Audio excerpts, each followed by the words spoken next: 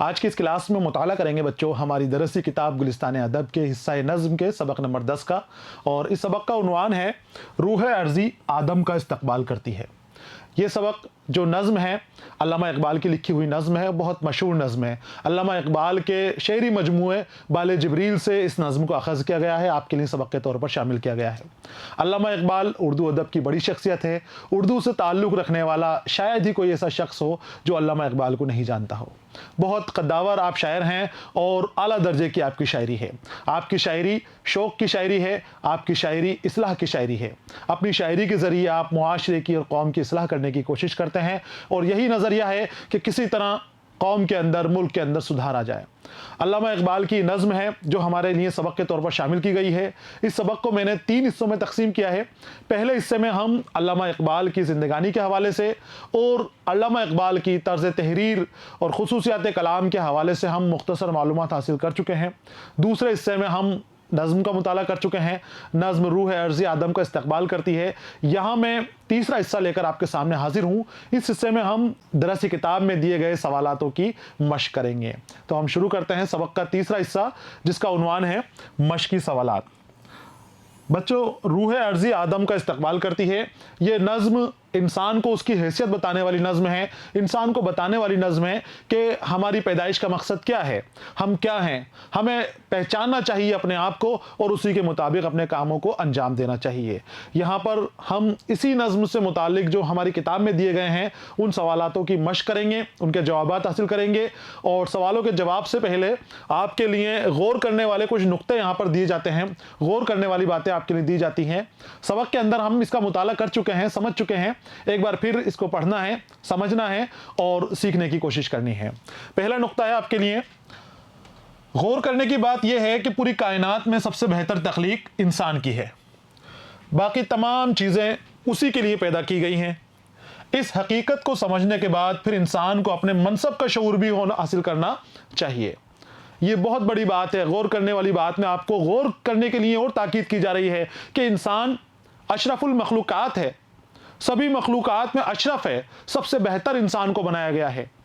लेकिन इंसान इस बात को नहीं समझता है, इस चीज़ को नहीं समझता है कि वो दूसरी मखलूकात से बेहतर है, सबसे आला दर्जा उसको दिया गया है। दूसरी जितनी भी चीज़ें दुनिया के अंदर मौजूद हैं, शायर कहते हैं अपनी नज़्म के अंदर कि पहाड़, समंदर, दरिया, ज़मीन के अंदर मौजूद जितनी भी चीज़ें हैं, बादल, घटाएं, ये सब इंसान को फ़ायदा पहुंचाने के लिए बनाई गई हैं। इंसान के इख्तियार में इन चीज़ों को दे दिया गया है। लेकिन क्या इंसान उस मेयार के मुताबिक अपनी ज़िंदगी को गुजर बसर कर रहा है?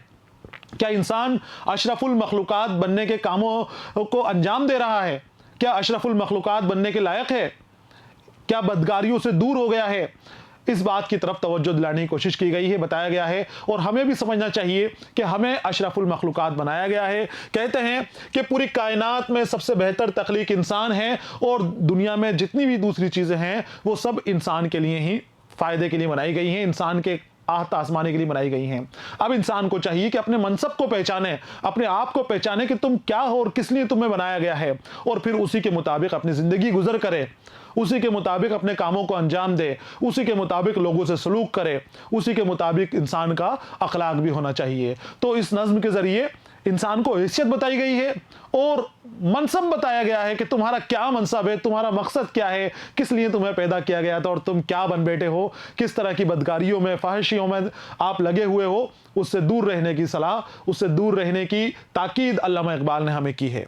दूसरा नुक्ता देखिए बच्चों, इकबाल ने इस नज़्म में बड़ी खूबसूरती के साथ आदम के जन्नत से ज़मीन पर भेजे जाने का किस्सा बयान किया गया है। अल्लाह ने आदम की तख्लीक की, मिट्टी से, खाक से आदम की तख्लीक की और ऐसी तख्लीक की कि जो फरिश्ते थे, आसमानों में जो फरिश्ते, अल्लाह ने सभी फरिश्तों को हुक्म दिया कि इस आदम को सजदा करो। इतनी ज़बरदस्त तख्लीक अल्लाह ने की थी, अशरफुल मखलूकात बनाया था।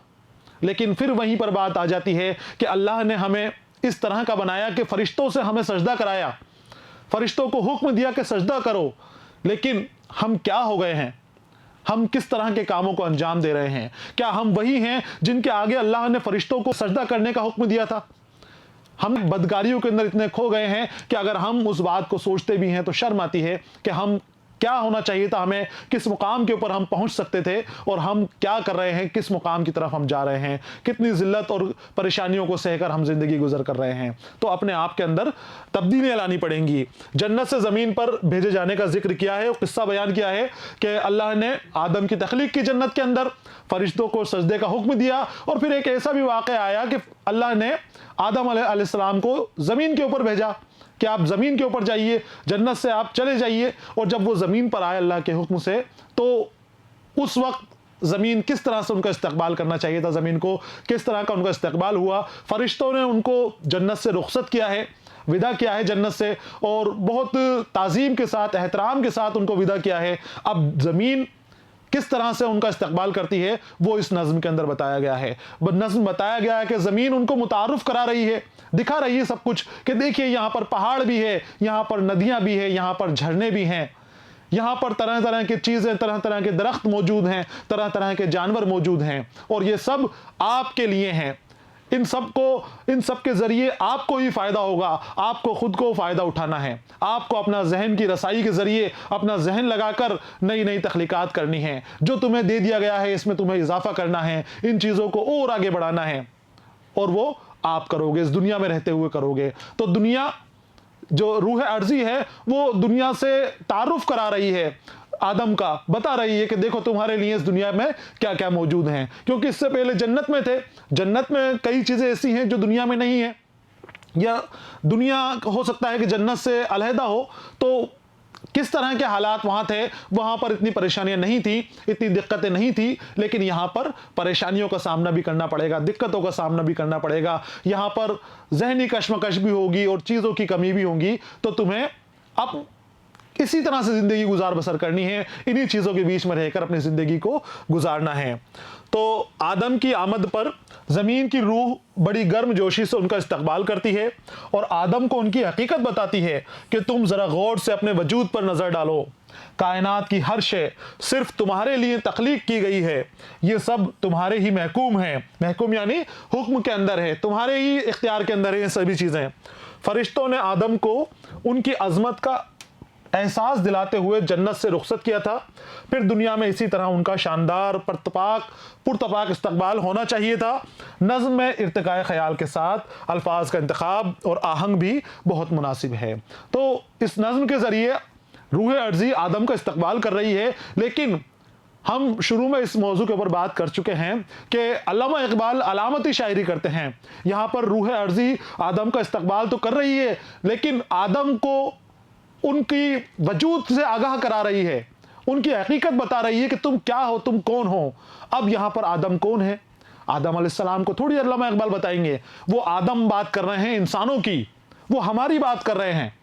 वो हमसे कहते हैं कि तुम क्या थे और तुम क्या बन बैठे हो, तुम्हें क्या होना चाहिए था और तुम कहाँ चले गए हो। उस तरफ हमारी तवज्जो दिलाना चाहते हैं, हमें सीधे रास्ते पर आना चाहते हैं, सीधे रास्ते पर लाकर हमारी इस्लाह करना चाहते हैं। अल्लामा इकबाल की शायरी इस्लाह की शायरी होती है, तजुर्बों की शायरी होती है, और उस तजुर्बों के ज़रिए वो हमारे मुआशरे को सुधार करना चाहते हैं। उनको पता था कि मुआशरे में किस तरह की बदअमनियाँ फैली हुई हैं, किस तरह की बदकारियाँ फैली हुई हैं। उन्होंने उस माहौल में आँख खोली थी कि जहाँ पर बदअमनी फैली हुई थी, वहाँ पर नफ्सी का आलम था, वहाँ पर मुसलमानों की हालत बहुत ख़राब थी, मुल्क की हालत बहुत ख़राब थी। उस मौके के ऊपर जब उन्होंने वो परेशानियाँ देखी, लोगों के सामने होते हुए जुल्म देखे, आपने उनके ख़िलाफ़ अपनी नज़मों के ज़रिए लोगों को बेदार करने की कोशिश की, लोगों को बेदार किया कि अपने आप को जानिए। अगर आपके अंदर ताकत नहीं है, आप जालिम का मुकाबला नहीं कर सकते, तो अपने आप के अंदर ताकत पैदा कीजिए, खुद को पहचानिए, खुद के मकसद को पहचानिए।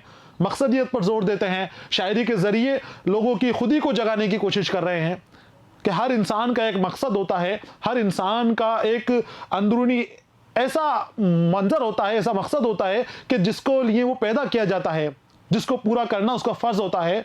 तो अल्लामा इकबाल शायरी के ज़रिए उन सलाहियात को पहचानने की तरगीब देते हैं। वो कहते हैं कि अपने अंदर पहचानिए, अपने अंदर झांक के देखिए, अपने ज़मीर को देखिए कि आप क्या थे और आपको क्या होना चाहिए था। आप अपनी जहन का इस्तेमाल करें, अपनी रसाई का इस्तेमाल करें, अपनी अक्ल का इस्तेमाल करें, तो आप कहाँ से कहाँ पहुँच सकते हैं, कितने रुतबों को आप हासिल कर सकते हैं, कितनी मंजिलों के ऊपर आप जा सकते हैं। उस चीज़ों की तरफ, उन चीज़ों की तरफ अल्लामा इकबाल ने अलामती अंदाज में समझाने की कोशिश की है। रूह अर्जी के ज़रिए आदम को निशाना बनाया गया, आदम को बताया गया है कि देखिए आप क्या थे और आप क्या हो गए हैं। और यहाँ आदम से मुराद इंसानी औलादें हैं, आदम की औलादें हैं जो इंसान हैं, हमें बताया गया है कि अपने आप को पहचानिए। आप अभी जो काम कर रहे हो वो आपको ज़ेब नहीं देते हैं, वो काम कीजिए जो आपके लिए बनाए गए हैं, जिसके लिए आपको बनाया गया है। तो ये है बच्चों गौर करने वाली बातें जिनके ऊपर आपने गौर किया है। आगे आते हैं अब सवालों जवाब की तरफ। पहला सवाल है, रूह अर्जी आदम का इस्तकबाल क्यों करती है? रूह अर्जी जमीन की रूह आदम का इस्तकबाल कर रही है, क्यों करती है? ताकि आदम को उसके वजूद से आगाह किया जा सके, उसकी हकीकत बताया जा सके कि आप कौन हैं, आप क्या हैं। क्योंकि आदम जब जमीन पर थे तब उनको मालूम नहीं था कि मैं क्या हूं, वो अपने आप को भुला बैठे थे, जन्नत से आए थे। हम भी आज अपने वजूद को भुला चुके हैं, अपने आप को खो बैठे हैं कि हम क्या थे। तो रूह अर्जी बता रही है कि तुम कौन हो, अपने आप को पहचानो और अपने आप के अंदर तब्दीलियां करो। अभी तक तुम आराम में थे, अभी तक आप माँ बाप के साए के अंदर परवरिश पा रहे थे। अब आपका वो वक्त आने वाला है कि जब अब आपको माँ बाप के साए से दूर होना है, आपको अपने वालिद के कमाए हुए रुपयों पैसों से दूर होना है। अब आपको खुद को मेहनत करनी पड़ेगी, आपको वो चीज़ें करनी पड़ेंगी जिनको आप अब तक अपने नौकरों के ज़रिए, आपके माँ बाप उन चीज़ों को करते रहे हैं, दूसरे लोग आपके लिए उन चीज़ों को करते रहे हैं। अब जब आप दुनिया के मैदान में कूदोगे, जंग में कूदोगे, तो आपको वो काम करने पड़ेंगे जो आपने आज से पहले नहीं किए थे। तो तैयार होने की नसीहत दे रहे हैं, ताकीद कर रहे हैं। और रूह अर्जी भी आदम को बता रही है, वजूद से आगाह करा रही है, हकीकत बयान कर रही है कि आप क्या हैं, अपने आप को पहचानिए। ये दुनिया जितनी भी है, जो भी चीज़ें नज़र आती हैं ज़मीन और आसमान में, ये आपको फायदा पहुंचाने के लिए कही गई है, बनाई गई है। आप ही के लिए सारी चीजें बनाई गई हैं। अब आपके ऊपर है कि इन चीजों से आप किस तरह फायदा उठा सकते हैं, कितना आप अपना जहन लगाएंगे, कितनी आप कुव्वत हासिल करेंगे। आपके लिए बड़ा ओहदा बनाया गया है, RAS, IAS, IPS आपके लिए बनाए गए हैं, लेकिन आप अपने जहन के जरिए उस तक पहुंच पाएंगे, नहीं पहुंच पाएंगे। आपको ये सोचना है कि आप IAS बन सकते हैं, कि आप RAS बन सकते हैं, क्योंकि बनाए तो आपके लिए गए हैं ओहदे, लेकिन आप यहां तक पहुंचेंगे नहीं पहुंचेंगे, ये आपके ऊपर मुमनी है। ये इस बुनियाद के ऊपर है कि आप कितनी मेहनत करते हैं, कितना शौक रखते हैं, कितना जज्बा रखते हैं। और जो शौक और जज्बा आपके अंदर रहेगा, वही आपको कामयाबी के ऊपर लेकर जाएगा, वही आपके लिए तरक्की के रास्ते खोलेगा। तो रूह अर्जी आदम का इस्तकबाल क्यों करती है, इसका जवाब हो गया। और लिखना है आपको जवाब इसका कि आदम पूरी कायनात में अल्लाह रब्बुल इज़्ज़त की सबसे बेहतर तख्लीक थी। आदम को अशरफुल मखलूकात कहा गया है और बाकी तमाम चीज़ें उसके लिए पैदा की गई हैं। दुनिया में जितनी भी चीज़ें हैं सब आदम को फ़ायदा पहुंचाने के लिए बनाई गई हैं। चाहे पहाड़ हो, आसमान हो, सूरज हो, चांद हो, तारे हो, हर चीज़ हमारे फ़ायदे के लिए है, हमारे लिए बनाई गई है। लेकिन हमारे अंदर सलाहियत भी होनी चाहिए, वो क़ुव्वत भी होना चाहिए कि हम इन चीज़ों से फ़ायदा उठा लें। सूरज हमें तवानाई दे रहा है, गर्मी दे रहा है, लेकिन सूरज की गर्मी से हम और क्या फ़ायदा उठा सकते हैं, ये हमारी अक्ल पे बुनियाद के ऊपर है बात। ये हमारे ऊपर है कि हम किस तरह से सूरज की गर्मी से फ़ायदा उठाएंगे, किस तरह हम हवा की तेज़ी से फ़ायदा उठाएंगे, किस तरह हम तूफ़ानों से, समंदर से फ़ायदा उठाएंगे। हमारे ऊपर ही हमारा जहन कितना काम करता है, हमारी अक्ल कहाँ तक जाती है, कितनी ताकत है हमारे जहन में, उसके मुताबिक ही हम आगे बढ़ेंगे। खुदा ने आदम को ज़मीन पर उतारा तो ये ज़मीन उसके लिए एक नया मुकाम थी। वो अजनबी था। इंसान की जन्नत से दुनिया में पहुंचने पर आदम का इस्तकबाल किया कि आदम इस दुनिया से मुतारुफ हो जाए और ये दुनिया उनके लिए अजनबी नहीं रहे। वो अपने वजूद पर नज़र डालें और उसे अपनी अजमत का एहसास हो जाए। तो ज़मीन इसलिए आदम का इस्तकबाल करती है कि उनको अपना वजूद पता चल जाए। और अल्लामा इकबाल आपको अपने वजूद से आगाह कराना चाह रहे हैं। वो चाह रहे हैं कि आप भी अपना वजूद देख लें, कौम के जो दूसरे लोग हैं, मुआशरे के जो दूसरे लोग हैं, वो भी अपना वजूद देख लें, मुल्क के बाशिंदे हैं वो अपना वजूद देख लें कि हमें किस बुलंदियों के ऊपर जाना था, हमें किन ऊंचाइयों के ऊपर जाना था और हम कहाँ रुक गए हैं, किस तरह की बातों के अंदर हम फंस गए हैं, एक दूसरे की टांगें खींचने के अंदर हम लग गए हैं। क्या हम वही काम कर रहे हैं जो हमें करना चाहिए था, या हम रास्ते से भटक गए हैं? गौर करना है, सोचना है, अपने आप को पहचानना है और फिर उसके मुताबिक अपने कामों को अंजाम देना है। नज्म और नज़्म का मरकज़ी ख्याल, दोनों चीज़ें आपको अपने जहन में रखनी है। मरकज़ी ख्याल ये है कि इंसानों की इस्लाह हो जाए, लोगों की इस्लाह हो जाए, सीधे रास्ते के ऊपर आ जाए, मुल्क सीधे रास्ते के ऊपर चलने लग जाए, मुआशरा और कौम सीधे रास्ते के ऊपर चलने लग जाए। और वो कैसे होगा? जब आप अपना वजूद पहचानेंगे, अपनी खुदी की तामीर करेंगे, खुदी को जगाएंगे। जब आपकी खुदी की तामीर हो गई, आप खुदी को पहचान गए, अपने मकसद को पहचान गए, तो फिर आप कामयाब हो जाएंगे और आपके ज़रिए ही आपका मुल्क, आपका मुआशरा, आपकी कौम भी तरक्की पा जाएगी, आगे बढ़ जाएगी। तो अपनी अज़मत का एहसास हो जाए। सबसे जो ज़ोर देने वाली बात है, ख़ास बात जो आपको जो देखनी है, वो अपने वजूद पर नज़र डाले और उसे अपनी अज़मत का एहसास हो जाए। अपने आप को देखे आदम और उसे पता चल जाए कि मेरा वक़ार क्या है, मेरी अज़मत क्या है, मुझे किस लिए बनाया गया था, क्या मेरा मेयार होना चाहिए था, वहाँ मैं पहुँचा हूँ या नहीं पहुँचा। ये सवाल नंबर 1 का जवाब है। आगे आते हैं सवाल नंबर 2 की जानिब। सवाल नंबर 2 है बच्चों कि तामीर खुदी का क्या मतलब है। तामीर खुदी का मतलब जानने से पहले खुदी का माने जानना ज़रूरी है। खुदी का माने है खुद को पहचानना, खुद को जानना। हर इंसान अपना एक मकसद लेकर पैदा होता है, उस मकसद को पहचानना ही खुद को जान लेना है। वो क्या मकसद है, किस लिए पैदा गया है। ऐसे ही आपकी दुनिया के अंदर तख्लीक नहीं की गई है, बगैर मकसद के आप दुनिया के अंदर पैदा नहीं हुए हो, लेकिन उस मकसद को आपको पहचानना होगा। आपको अपने ज़मीर को देखना होगा, अपने अंदर झांक कर देखना होगा कि आप कौन हैं, क्या हैं। और जब आप अपने ज़मीर को देखोगे तो धीरे धीरे आपको अपना मकसद भी नज़र आने लग जाएगा। बस उस मकसद को पाने के लिए जो जुस्तजू शुरू करोगे आप, वहीं से आपकी खुदी की तामीर हो जाएगी। जब आप आगे बढ़ने के लिए, तरक्की करने के लिए जो कदम उठाओगे, जो मेहनत करोगे, वहीं से आपकी खुदी की तामीर होने लग जाएगी। तो अल्लामा इकबाल ने खुदी का फ़लसफ़ा पेश किया था, और वो फ़लसफ़ा खुद से मुतालिक नहीं है, वो खुदी से मुतालिक है। वो कहते हैं कि अपने आप को पहचानो। हर आदमी अपनी एक अनफरादियत रखता है, अपनी सलाहियत रखता है, अपनी खासियत रखता है। एक शख्स दूसरे के जैसा नहीं होता, दूसरा तीसरे के जैसे नहीं होता। हर शख्स अनफरादियत रखता है, उसी अनफरादियत को पहचानना है, उन्हीं अलहदगी, उन्हीं सलाहियत को पहचानना है कि आप दूसरे से अलग क्यों हैं और आपके अंदर कौन सी सलाहियत है। अपनी सलाहियतों को, अपनी खूबियों को पहचानो। और मानव के हिसाब से देखें तो बड़ा वसी माने हैं इसके, फिर ये सूफियाना तौर पर भी चला जाता है और बड़े वसी मानों के अंदर चला जाता है। हमें यहाँ ये देखना है कि खुदी के माने खुद की तामीर करना है, खुद को बनाना है, खुद की सलाहियतों को पहचाना है, खुद के ज़मीर को जगाना है। जहां आप गलती करें आपका ज़मीर आपको रोक दे, जहां बुराई की तरफ जाएं आपका ज़मीर आपको रोक दे, जहां आपसे कोई गलत काम हो जाए तो आपका ज़मीर आपको मलामत देने लग जाए, आपको रोकने लग जाए, आपको टोकने लग जाए, वो आपकी खुदी है। और उस खुदी की तामीर करने के लिए आपको बड़ी मेहनत करनी पड़ेगी। जवाब देखिए इसका, खुदी अल्लामा इकबाल का फ़लसफ़ा है। खुदी का मतलब यह है कि इंसान अपने आप को पहचान सके। दूसरे लफ्ज़ों में खुदी का मतलब इंसान के अंदर जो सलाहियतें हैं और काबिलियतें मौजूद हैं, उनको पहचानना और उनका सही इस्तेमाल करना, ये खुदी है कि अपने अंदर क्या सलाहियत हैं, क्या काबिलियत है, कहाँ जहन की रसाई है, किस तरह का जहन है, उसको पहचानना और उसके मुताबिक अपने कामों को अंजाम देना। अब आपका जहन तो इस तरह का है कि आप किसी बड़े ओहदे के ऊपर जा सकते हो, थोड़ा जहन के ऊपर जोर लगाओ और बड़े ओहदे के ऊपर जा सकते हो, और आप अपने जहन को इस्तेमाल ही नहीं कर रहे, आप मेहनत ही करना नहीं चाहते, तो फिर आप अपनी खुदी से तारुफ थोड़ी हासिल कर पाओगे। कभी खुदी से मुतारुफ आप कभी भी नहीं हो पाओगे। जब आप मेहनत करोगे तो आपका जहन उस जगह तक पहुंच जाएगा, आपको उस मुकाम तक ले जाएगा, आपकी मेहनत, आपकी ताकत उस मुकाम तक ले जाएगी जिसके आप हकदार हो, जिसकी आप काबिलियत रखते हो। और अगर आपने आपका जहन इस्तेमाल नहीं किया, अपने आप को नहीं पहचाना, अपनी कुव्वतों को नहीं जाना, तो फिर जिस तरह से हाथी एक छोटी सी जंजीर से बंधकर रह जाता है, हाथी को बांधते हैं ना, बड़ा सारी हाथी रहता है, लेकिन छोटी सी जंजीर से एक टांग बांध देते हैं और वो वहीं खड़ा रहता है। घोड़े को एक छोटी सी रस्सी से बांध दिया जाता है और वो वहीं खड़ा रहता है, वो कभी भागने की, रस्सी तुड़ाने की, जंजीर तोड़ने की कोशिश नहीं करता। अब हाथी में इतनी ताकत होती है कि वो आसानी से उस जंजीर को तोड़कर आगे निकल सकता है, लेकिन नहीं तोड़ पाता, उसको नहीं निकल पाता।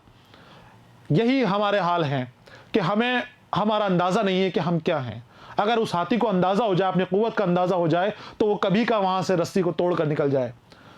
लेकिन उसको अपनी ताकत का अंदाज़ा नहीं है। अल्लामा इकबाल हमें अपनी ताकत का अंदाज़ा लगाने के लिए कह रहे हैं कि अपने आप को पहचान लो, अपनी क़ुव्वतों को पहचान लो, खुद ही को जान लो। खुद ही को जान लोगे तो अपने आप को बुलंद कर लोगे। खुद ही को कर बुलंद इतना, खुद ही को कर बुलंद इतना कि हर तकदीर से पहले खुदा खुद बंदे से पूछे कि बता तेरी रज़ा क्या है। वो बुलंदी के ऊपर आपको अपने खुद ही को लेकर जाना है, अपने आप को उन बुलंदियों के ऊपर लेकर जाना है। वो हाथी नहीं बनना, वो घोड़ा नहीं बनना कि जिसको अपनी सलाहियतों के बारे में पता नहीं है, अपनी ताकत के बारे में पता नहीं है, कितना ताकत है, कितनी सलाहियतें हैं घोड़े के अंदर और हाथी के अंदर, लेकिन एक पतली सी रस्सी के अंदर उनको बांध दो, रोक दो तो वो रुक जाते हैं, कभी कोशिश नहीं करते उससे अलग निकलने की। और अगर आप पहचान लें तो वो सारी रस्सियां, सारी बेड़ियां तोड़ सकते हैं, आगे निकल सकते हैं। जो शख्स अपनी ज़ात से बुलंद होकर किसी आला मकसद को पाने की कोशिश करता है तो यहीं से उसकी खुदी की तामीर शुरू हो जाती है। यानी अपनी शख्सियत को बुलंद करना, अपने शऊर और नफ्स को बुलंद करना, अपनी सोच और फिक्र की तामीर करना ही तामीर खुदी है। पहले अपना मकसद जान लो, पहले अपने अंदर जज्बा जगा लो, और जज्बा और मकसद आपको मिल गया तो फिर आपकी खुदी की तामीर हो जाएगी। फिर आप उस मुकाम के ऊपर पहुंच जाओगे कि जहां आप सपने देखते हो, जिसके बारे में आप सोचते हो, लेकिन आपकी नज़रें साफ होनी चाहिए, आपको अपना मकसद साफ नज़र आना चाहिए, आप ईमानदारी से अपना काम करना चाहिए, आप लोगों का दिल नहीं दुखाना चाहिए, इखलाक आपके अच्छे होने चाहिए, लोगों के साथ बर्ताव आपका अच्छा होना चाहिए, जो आपसे मिल ले एक बार वो आपको याद रखे। इस तरह का आपको अपना मेयार बनाना है, इस तरह का अपने आप को बनाना है, तब तामीर खुदी शुरू हो जाएगी। तो खुदी और तामीर खुदी ये दोनों आपको लिखना है बच्चों, क्योंकि तामीर खुदी को समझने से पहले खुदी को समझना ज़रूरी है, फिर खुदी की तामीर होगी।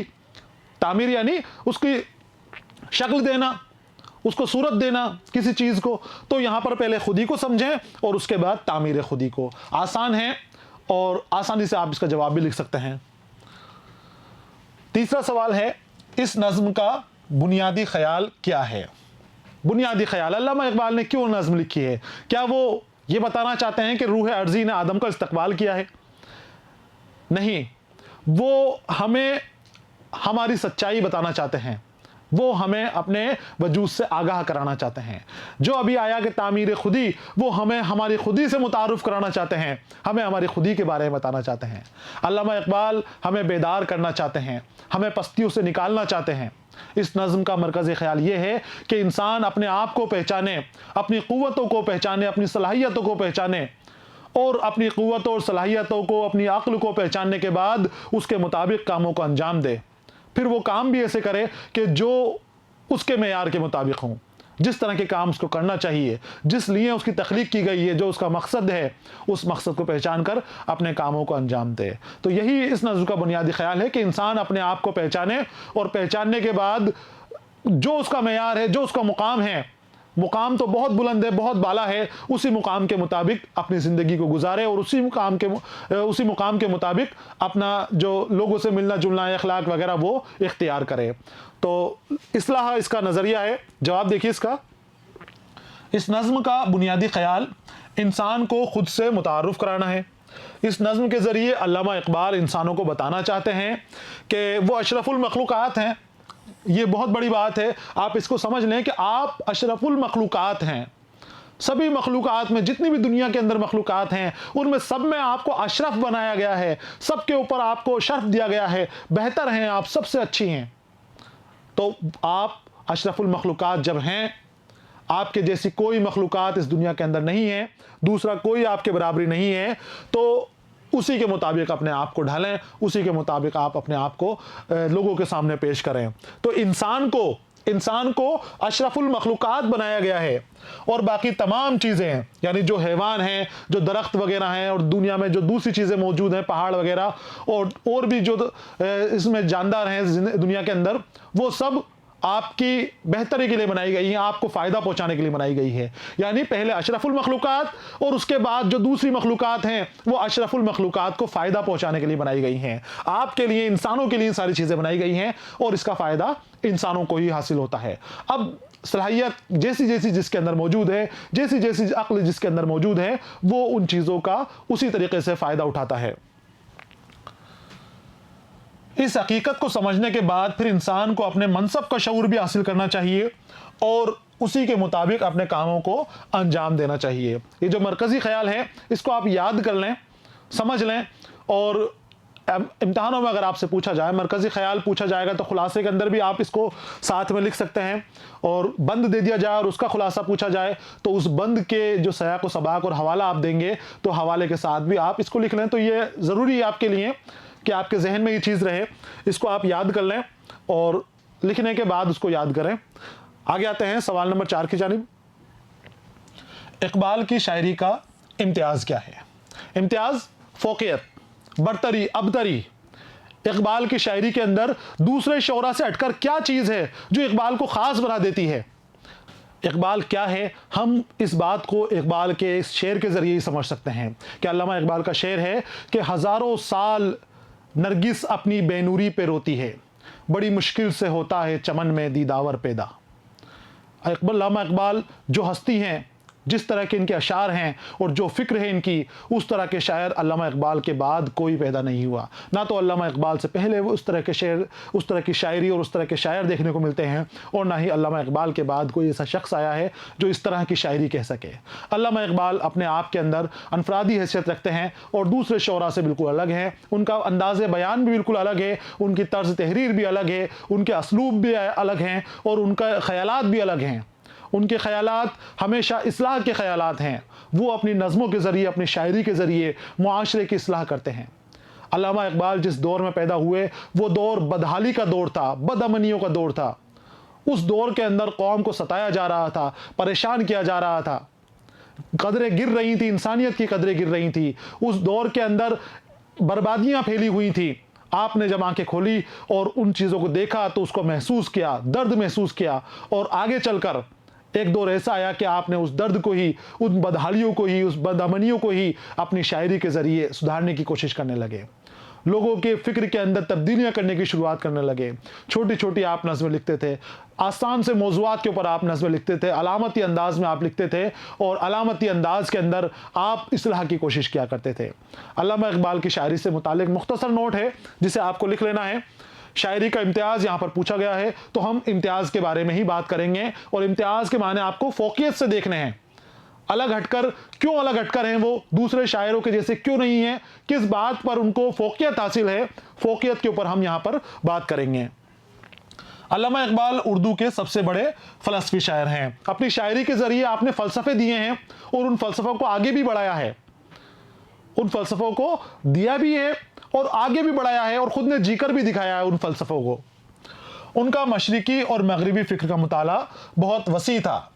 कदीम और जदीद उलूम पर आपकी गहरी नज़र थी। शायर मशरिक़ भी आपको कहा जाता है। तो मशरिक़ के अंदर क्या है, मशरिक़ में क्या खूबियाँ हैं, हमारे मुल्क के अंदर क्या खूबियाँ हैं, हिंदुस्तान में क्या तब्दीलियाँ आ सकती हैं, किस तरह का हिंदुस्तान बन सकता है, अल्लामा इकबाल ने अपनी शायरी के ज़रिए बताया है। वो मशरिक़ की बात करते थे, वो कहते थे कि अब मगरिब में तो कदरें गिर रही हैं।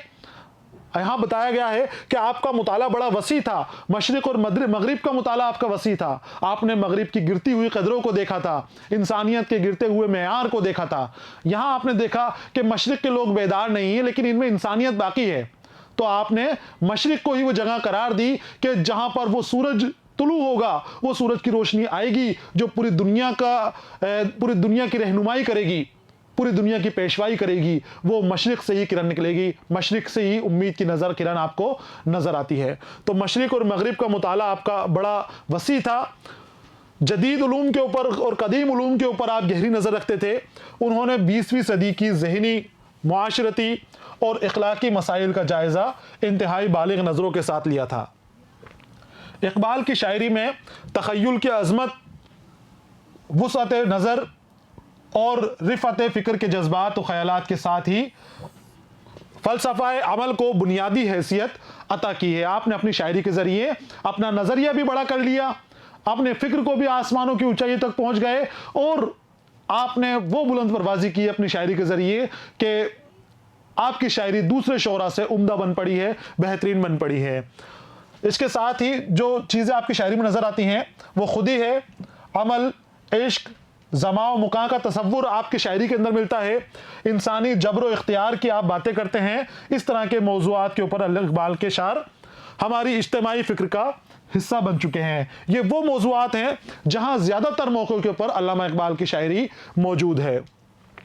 इकबाल के कलाम में मीर का सोज़ो गदाज मिलता है, दर्द की तासीर मिलती है, गालिब की जद्दत तराजी और नुक्ता आफरीनी मिलती है, मोमिन की नाजुक ख्याली मिलती है और ज़ौक़ दहलवी की रवानी मिलती है। ये तमाम खुसूसियात बेक वक्त अल्लामा इकबाल की शायरी के अंदर नज़र आती है। आप उनकी गज़लें पढ़िए, जो आपको सोज़ो गदाज नज़र आएगा तो आपको मीर की याद आ जाएगी। जो जद्दत तराजी मिलेगी, नुक्ता आफरीनी मिलेगी, तब आपको गालिब की याद आ जाएगी। मोमिन की नाजुक बयानी आपकी गज़लों के अंदर मौजूद है। उनकी शायरी फ़िक्र अमल, बुलंद हिम्मती, यकीन कामिल, हुब्बुल वतनी, कौमी यकजहती और इंसानी दोस्ती का पैगाम देती है। आप अपनी शायरी के ज़रिए कौमी दोस्ती का पैगाम देते हैं, इंसानियत की गिरती हुई कदरों को ऊपर उठाने की बात करते हैं, यानी इंसानी दोस्ती की बात करते हैं, कौमी यकजहती की बात करते हैं, हुब्बुल वतनी की बात करते हैं। हर हाल में वतन का वफादार रहना चाहिए, वतन की हिमायत करनी चाहिए, वतन से मोहब्बत करनी चाहिए। आपकी शायरी में इस तरह के जज्बात बिखरे पड़े हैं। वो जितने बड़े मुफक्किर थे उतने ही बड़े फनकार भी थे। फ़ारसी, अंग्रेज़ी और उर्दू में इकबाल की नज़्म और नस्र का ज़ख़ीरा बिखरा हुआ है। आपकी जो नज़्म भी है, नस्र भी है, फ़ारसी ज़ुबान के अंदर भी है, अंग्रेज़ी में भी है और उर्दू में भी है। और इन तीनों ज़ुबानों के अंदर ही जो आपकी शायरी मौजूद है, बुलंद पाई की शायरी है, वो बेहतरीन शायरी के अंदर शुमार की जाती है आपकी शायरी। तो यहाँ बच्चों, इस सवाल का जवाब आपको लिख लेना है। अल्लामा इकबाल को इन चीज़ों के अंदर फ़ोक़ियत हासिल थी, इम्तियाज़ हैं ये अल्लामा इकबाल के, जहाँ हमने बात करी है। हालांकि सबक के पहले हिस्से के अंदर हम मुताला कर चुके हैं, समझ चुके हैं। एक बार फिर आप इसको लिख लें और उन दोनों हिस्सों का आप मिलान करें। सवाल नंबर 5 आपके सामने है। ऐसी नज़्म जिसके हर बंद में 5 मिसरे हों उसे क्या कहते हैं? अल्लामा इकबाल की ये नज़्म है और इस नज़्म में 5 मिसरों का मिलाकर एक बंद बनाया गया है। जिस नज़्म में 5 मिसरों से मिलकर एक बंद बनता है उस नज़्म को मुखम्मस कहते हैं। मुखम्मस बना है खम्स से। खम्स अरबी ज़ुबान का लफ्ज़ है जिसके माने होते हैं 5 के। तो ऐसी नज़्म जिसके अंदर 5 मिसरे से मिलकर एक बंद बनता है उसे मुखम्मस कहा जाता है। जवाब आपको लिख लेना है। और मुखम्मस का तरीका यह है बच्चों कि मुखम्मस का जो पहला बंद होता है, हालांकि नज़्म यही है लेकिन नज़्म के अंदर भी अलग अलग किस्में बांट दी गई हैं। मुखम्मस, मुरब्बा, मुसद्दस, ये नज़्मों की किस्में हैं। तरकीब बंद, तरजीह बंद जो आगे भी आएंगे हमारे। तो मुखम्मस का तरीका ये है कि इसके ये मिसाल देखें आप। पहला जो बंद होता है, यानी जहां से हमारी नज़्म की शुरुआत हो रही है, उस बंद के अंदर 5 मिसरे हैं। 5 मिसरे हम काफिया और हम रदीफ होंगे। रदीफ की शायरी में कोई शर्त नहीं होती, लेकिन अगर इस्तेमाल कर लिया जाए तो बेहतर है, कर सकते हैं, कोई मुमानियत नहीं है उसकी। तो पहले शेर का पहले बंद के 5 मिसरे हम काफिया होंगे और रदीफ होता है तो हम रदीफ होंगे। इसके बाद के जो बंद आएंगे उन बंद के अंदर जो 5वां मिसरा है वो पहले बंद से हम काफिया रहेगा और बाकी के 4 मिसरे जो हैं वो अपना एक अलग काफिया रखेंगे, दूसरा काफिया रखेंगे जो पहले बंद के काफिये से मुख्तलिफ होगा। तो इस तरह इसको नज़्म को मुकम्मल कर दिया जाता है। जवाब देख लें इसका कि ऐसी नज़्म जिसके हर बंद में 5 मिसरे हों उसे मुखम्मस कहते हैं। और मुखम्मस नज़्म में 4 मिसरे हम काफिया और 5वां खिलाफ काफिया होता है जो नज़्म के पहले बंद की इत्तिबा करता है। पहला बंद होगा, पहले बंद के 5 मिसरे हम काफिया होंगे। देखिए आप, गुंबद में उसका जोर बुलंदी से बहरमंद, गिरदुस के गुंबदिया भी चमकती हुई है चंद, और वो कलश जो है सरे गुंबद से सर बुलंद, ऐसा हिलाल उस पे सुनहरा है दिल पसंद, हर माह जिसके खम पे मह नो निसार है। अब ये देखिए आप, जो 4 मिसरे हैं इनका काफिया अलग है और 5वें मिसरे का काफिया अलग है। ये मुखम्मस की तर्ज है, मुखम्मस का तरीका है। और जो पहला बंद होगा जहां से हमारी नज़्म की शुरुआत होगी उसके 5 मिसरे एक ही काफिये के ऊपर लिखे जाएंगे, एक ही काफिया उनके अंदर रहेगा। और इसके बाद के जो बंद होंगे उनमें 4 मिसरे तो अलग काफिया लेकर आएंगे और 5वां जो मिसरा है वो इनसे जुदा होगा। और ये कहां मिलेगा? ये पहले जो बंद है उसके काफिये के जैसा रहेगा। तो देख लें आप, ये तरीका है इसको लिखने का। और मुखम्मस के लिए किसी खास मजमून, वजन या बंदों की तादाद मुकर्रर नहीं होती। जितने चाहे उतने बंद, जितने चाहे उतने उसमें मिसरे शामिल किए जा सकते हैं। 5-5 मिसरों का एक बंद बनेगा और कई बंद एक नज्म के अंदर हो सकते हैं। मौजू की कोई कैद नहीं होती। जिस तरह से हर मौजू के ऊपर नज्म लिखी जा सकती है, उसी तरह से मुखम्मस लिखी जाएगी। मुखम्मस नज्म ही है, सिर्फ तरकीब के हिसाब से, इसको लिखने के तरीके के हिसाब से इसके नाम बदल दिए गए हैं। अगर 4 मिसरों के ऊपर मुश्तमिल होती तो इसको हम मुरब्बा कह सकते थे। 5 मिसरों के ऊपर मुश्तमिल है तो मुखम्मस कहेंगे। 6 मिसरों पर मुश्तमिल है तो उसको मुसद्दस कहेंगे। तो आपको ये चीज़ याद रखनी है, परेशान नहीं होना। 5 के माने देख लेना है। खम्स होता है, खम्स यानी 5, और मुखम्मस जो 5 से मिलकर बने। ऐसी नज्म जो 5 मिसरों से मुकम्मल एक बंद बनाती है, या जिसका एक बंद 5 मिसरों पर मुश्तमिल होता है। दोनों तरह से आप देख सकते हैं, 5 मिसरों से 5 से मिलकर एक बने, या एक के अंदर 5 हो, एक ही बात है, उसको मुखम्मस कहते हैं। तो ये तारीफ लिख लेनी है आपको और याद भी रखनी है इसको। ये कवायद वाले हिस्से के अंदर ये आपके आ सकता है, मुखम्मस किसे कहते हैं पूछा जाएगा, तो लिख दें कि ऐसी नज्म जो 5 मिसरों के ऊपर मुश्तमिल है, जिसका एक बंद 5 मिसरों के ऊपर मुश्तमिल है, वो मुखम्मस है। और इसके अलावा जो कोई दूसरी आती हैं तो वो नज्म अलग, मुसद्दस अलग होगी, मुरब्बा अलग होगी। यह है सवाल नंबर 5 का जवाब। आगे आते हैं, अमली काम यहां पर दे रखा है। सवाल और जवाब हमारे मुकम्मल हो गए हैं। अमली काम भी करना ज़रूरी है, इसको भी आप देखें। यहाँ 2 अमली काम आपके लिए दिए गए हैं। पहला जो अमली काम आपके लिए है वो है मुतज़ाद लिखिए। कुछ लफ्ज़ दे रखे हैं और उनके मुतज़ाद बताने हैं आपको, तो आसान है इनके। अर्ज़ी, अर्ज़ी का होगा समावी। अर्ज़ी कहते हैं जिसका ताल्लुक ज़मीन से हो, अर्ज़ से हो। अर्ज़ यानी ज़मीन, ज़मीन से जिसका ताल्लुक हो वो अर्ज़ी।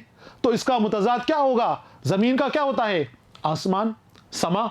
तो जो अर्ज़ से ताल्लुक रखता है वो अर्ज़ी, जो समा से ताल्लुक रखता है वो समावी। तो अर्ज़ी का समावी। फलक, आसमान, और ज़मीन के लिए ज़मीन का इस्तेमाल किया जाता है। खुर्शीद के माने सूरज के होते हैं, और कमर, कमर यानी चांद होता है। खुर्शीद का कमर, यहाँ पर हम चांद लिखेंगे, महताब लिखेंगे तो वो भी ठीक होता है, लेकिन जिस तरह का लफ्ज़ दिया गया है, क्योंकि हम बड़ी क्लास है, उसी तरह के लफ्ज़ उसको इस्तेमाल करना है। खुर्शीद का अगर पूछा जाएगा तो उसका कमर होगा। अज़ल, जिसकी शुरुआत मालूम ना हो, जो शुरू से है, हमेशा से है। और अब्द, जिसका ख़त्म मालूम ना हो, इख्तिताम मालूम ना हो कि ख़त्म होगा, जो हमेशा रहने वाला है वो अब्द है, अज़ल से लेकर अब्द तक। और मोहब्बत का आप सब जानते हैं, नफ़रत होगा। मोहब्बत, नफ़रत, ये आप लिख लें। और इस तरह के आप और किताब से देखें, मुतज़ाद अल्फाज लिख लें आप, उनको भी आप अपने जहन में रखें। अगला अमली काम है आपका, नज़्म के 5 मुरक्कब अल्फाज की निशानदही कीजिए। मुरक्कब वो अल्फाज होते हैं जो 2 अल्फाज से, 2 लफ्ज़ों से मिलकर बनते हैं। 2 अल्फाज शामिल हों वो मुरक्कब होगा। इनको कसरा के ज़रिए मिला दिया जाता है और 3 हिस्सों के अंदर ही तकसीम कर दिए जाते हैं।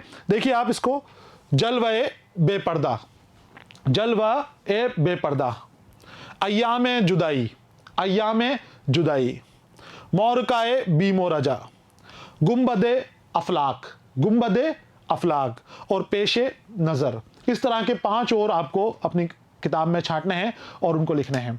तो तरकीब आप लिख लें, क्योंकि तरकीब जो है, मुरक्कब जो हैं मिले हुए होते हैं। मुरक्कब का मुतज़ाद मुनफरिद होता है, अलग होता है। जो एक लफ्ज़ हो, एक ही माने हो, वो मुनफरिद, और ऐसा लफ्ज़ जो 2 लफ्ज़ों से मिलकर बन रहा है वो मुरक्कब कहलाएगा। मुरक्कब के माने होते हैं जुड़े हुए, शामिल किए हुए, जिसमें कोई शामिल है। और मुरक्कब की शक्ल जैसे ये हैं। पेशे नज़र आप देख लें, तो पेशे नज़र इसको हम 3 हिस्सों के अंदर तकसीम कर सकते हैं। पहला पेश है, तो जो पेश है,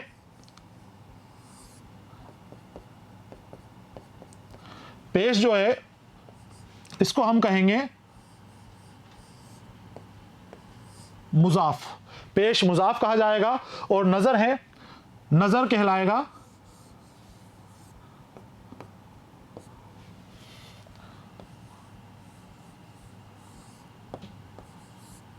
मुजाफ इलैह, नज़र कहलाएगा मुजाफ इलैही। अब जब हम इनको पढ़ेंगे तो पहले नज़र पढ़ा जाएगा और बाद में मुजाफ पढ़ा जाएगा, यानी पहले मुजाफ अलिया आता है और बाद में मुजाफ आता है। पेशे नज़र, नज़र के पेश, नज़र के सामने। और जो आपको नीचे ज़ेर नज़र आता है, ये जो कसरा नज़र आता है, इसको कहते हैं कसरा इजाफत। ये भी आप देख लें।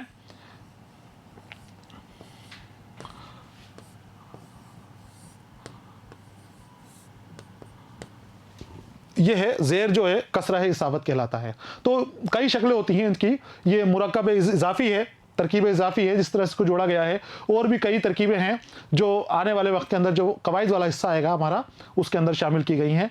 यहाँ पर सवाल और जवाब वाला हिस्सा है, या आप लिख रहे हैं 5 तरकीबें, 5 मुरक्कब दिए गए हैं, और भी मुरक्कब हैं उनको आप लिख रहे हैं और अपने उस्ताद को चेक कराएं। यहाँ पर बच्चों सबक मुकम्मल हो गया है और अगले हिस्से के अंदर अगले सबक के साथ मैं फिर आपके सामने हाजिर रहूँगा। तब तक इन्हें इजाज़त दीजिए। पढ़ते रहिए, खुश रहिए। अलविदा।